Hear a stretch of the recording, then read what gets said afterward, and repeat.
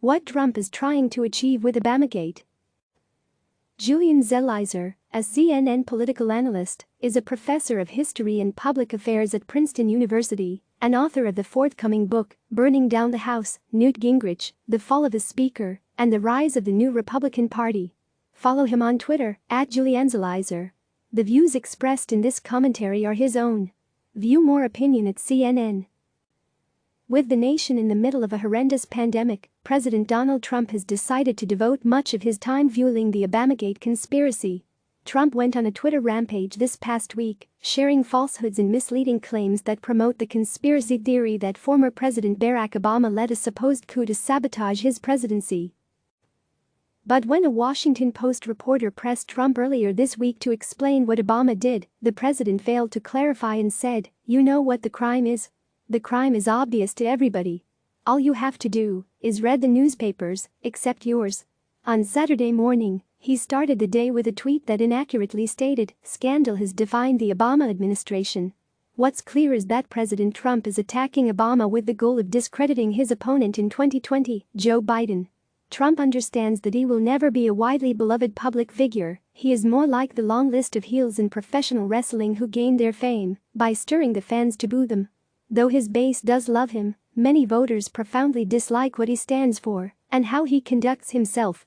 As president, Trump has not had much success reversing that fundamental reality, and his approval ratings have consistently clocked in under 50%.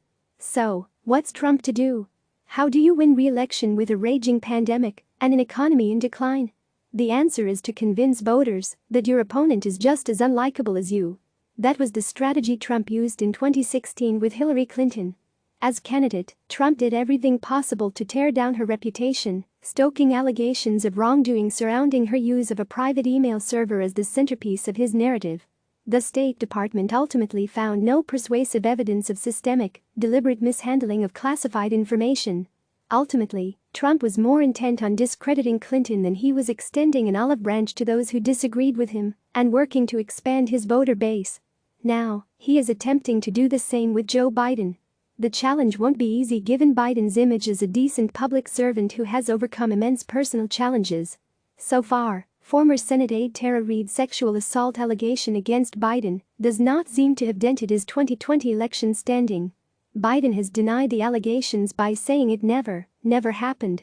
It also doesn't hurt that Biden has close ties with Obama, who continues to be a well-loved figure among the American public. Trump initially tried to tear Biden down by using his son Hunter Biden's foreign business ties in an attempt to paint both father and son as corrupt. There is no evidence of wrongdoing by either Joe or Hunter Biden. But the strategy backfired, and the question ultimately turned to whether Trump had abused his own power. A majority of the House concluded that he had, and Trump was impeached. He was later acquitted by the Republican-led Senate. Biden only grew stronger in the primaries. Now comes the second stage of the attack. One of Biden's greatest sources of strength derives from his work as vice president. During the Democratic primaries, it became clear how much those 8 years benefited Biden. Some of his Democratic opponents launched attacks on his past voting record on issues like criminal justice and the Iraq War, but they had trouble making a lasting impact because people largely remembered Biden as vice president, not as senator. Given the Trump administration's chaotic response to the COVID-19 pandemic, Biden's experience in the White House remains an enormous asset for the Democratic Party. And while Biden has been communicating with the world from his basement studio in Delaware, trying to figure out how to mount a formidable digital campaign, Obama has started to deliver pointed messages about what the current administration is doing wrong. He will clearly continue to be a powerful and media-savvy voice in the remaining months before the election. President Trump's response is predictable. He's going after Obama to undermine the foundation of Biden's reputation. By painting the Obama administration as corrupt and Nixonian, Trump may be trying to cast Biden as a new Spiro Agnew, Nixon's vice president who resigned in 1973 due to a tax evasion scandal. Of course, the problem is that Obama wasn't corrupt, and there isn't evidence that the previous administration was involved in some grand effort to set Trump up as a Russian stooge.